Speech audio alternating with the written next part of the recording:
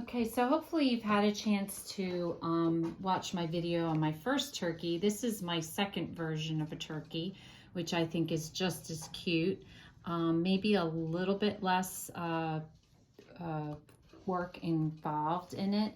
It is actually made out of a glove. I got these gloves at the dollar store. Again, I like the burgundy, but you could also do a brown or a tan. Or even an orange. Any fall color would be good. And then if you are following along and making the crafts, I use the same felt.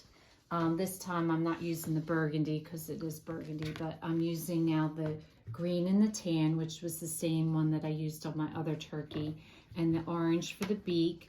And I'm going to use the same beads for the eyes, the rickrack for the wattle. And this time I'm going to still fill it with the polyfill and also going to put the rice in the bottom so that it has some weight to it. And then this one I created a little sign. I just basically went on the internet and found this, downloaded it and printed it onto orange cardstock, and you will need a toothpick. So I'll show you how that's done when we finish. So your first step is going to be to fill your glove with the polyfill. And I really liked this base for the glove, if you can find one that's like this, because I just thought it made a nice base for the turkey. It's like really kind of firm at the bottom, and it has that roll of fabric. So you basically just want to fill each finger with some polyfill. It does come with one of those sticks that you can assist you with pushing the polyfill in. I tend to get annoyed with those. They don't work too well, but some people like them. So I just used my finger and push it in. And you just want to take a little bit of polyfill and fill each finger individually first. And then you're going to put more polyfill into the body part. So you want to fill this with a good amount of polyfill because this is going to be his body, especially his thumb, because that's going to be his head and his neck. Now, once you have it filled, what I went ahead and did was put my glove down on a piece of paper and traced it, because this will need a base. And I did lie to you. I am going to use my burgundy because I'd forgotten I need that. Get a matching felt to your glove, and that will be my base. So I'm going to cut a piece of felt out for that. And then the other thing that I'm going to cut out is each of these. And I did create a stencil, which I can't seem to find. Oh, here it is. I created a little paper stencil for each of these. So I'm going to cut out each in 2 colors. So now I'm going to glue these felt feathers on with the tacky glue.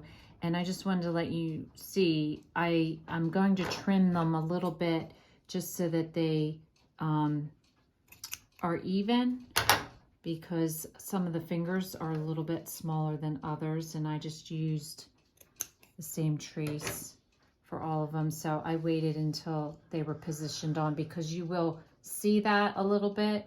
So I just like that look better. So I'm going to take each one and just glue onto each finger of the glove.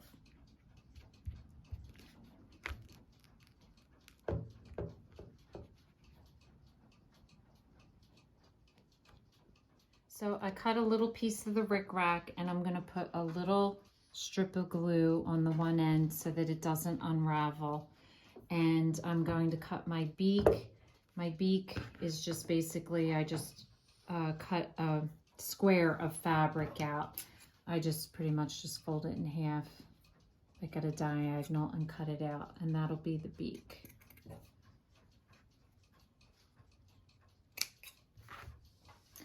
Now for the beak, I put a little bit of glue right in the middle and pinch it closed and let it dry a little bit, so that way the beak kind of stays closed but still is opened a little bit. So my next step is to take, and I left a pretty significant amount, it's pretty much this whole top part, I'm going to fill with rice.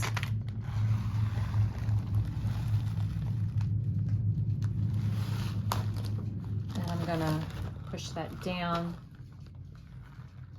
and fill some more.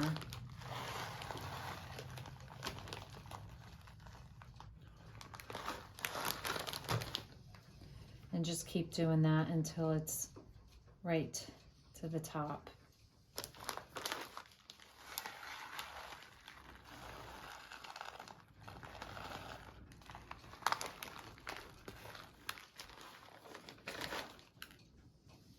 Okay, then once you get that filled to the top, we're going to go and hot glue our base down over it. So you're just going to run hot glue along the top of your glove, and then you're just going to place your base right on top so that secures it. Now you want to get a pretty thick ribbon. I have pointed these out before. I absolutely love these. This is from Michaels. It is a ribbon bundle, and I love it because it gives you a whole assortment of different ribbons, different sizes. That's what I used on this one, and that's what I'm going to use again. So this is a yard of ribbon. So if you're using like a scrap ribbon that you have at home, but basically you just want to tie it into a bow around the 4 fingers of the glove.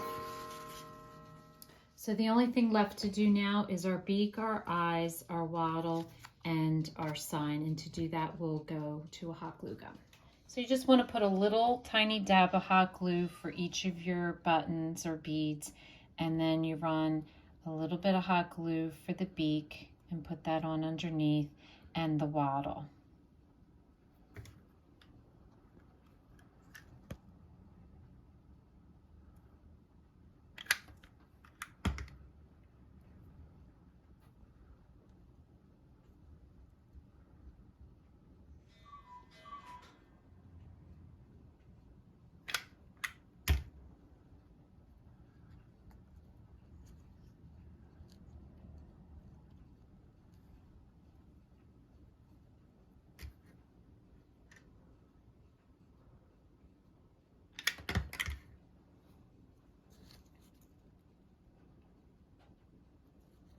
Now to do the sign, I just got a toothpick, and I'm just going to put a little bit of hot glue. You could probably use tacky glue as well, but since I'm right here, and then I'm just going to put that in the center of my sign, like so.